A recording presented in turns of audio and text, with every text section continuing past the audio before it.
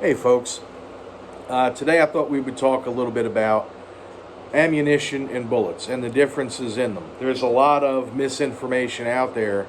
I saw with this trial that's going on, the prosecuting attorney is talking about different types of ammo, and it is plain as the nose on my face or the gap in my teeth that this guy doesn't know what he's talking about.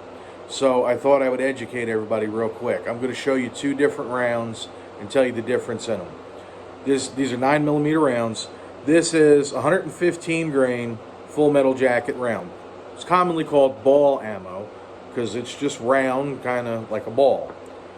This is 115 grain hollow point, jacketed hollow point.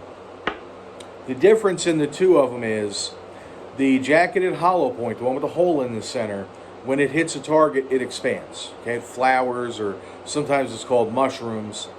And it's done because it allows that round to expend all of its energy into the target that's being shot.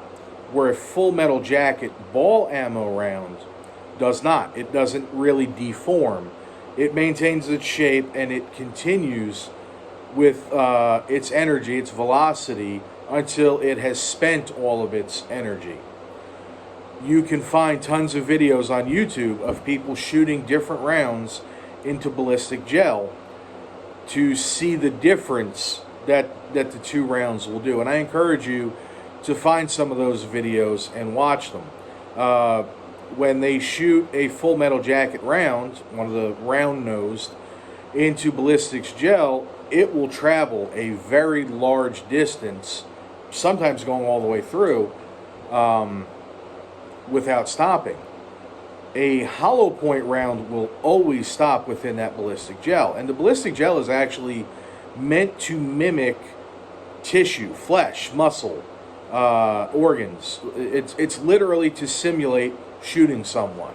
There's not another way of saying it.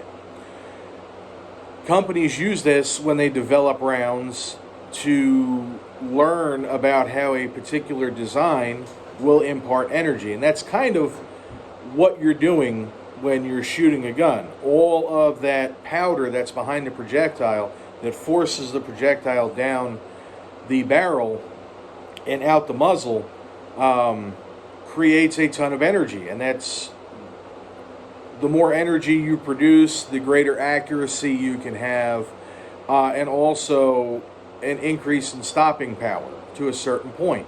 Stopping power is pretty much what you might think I'm saying it is. It's, can you stop what you're trying to stop from moving towards you? That's why you use a hollow point, because it imparts all of its energy into the target. A jacketed hollow point will hit the target and continue through it in a lot of cases. That's why we don't use them for home defense or self-defense. You would use hollow points. And personally, when I go to the range and I'm some target practice shooting, I use jacketed hollow points. When I load a weapon to carry for self-defense, I load it with hollow points. And that's something that almost everyone does. I think I've only met one person in all the years I've been around guns that actually carried full metal jacket rounds in his carry weapon, and I was really surprised by that.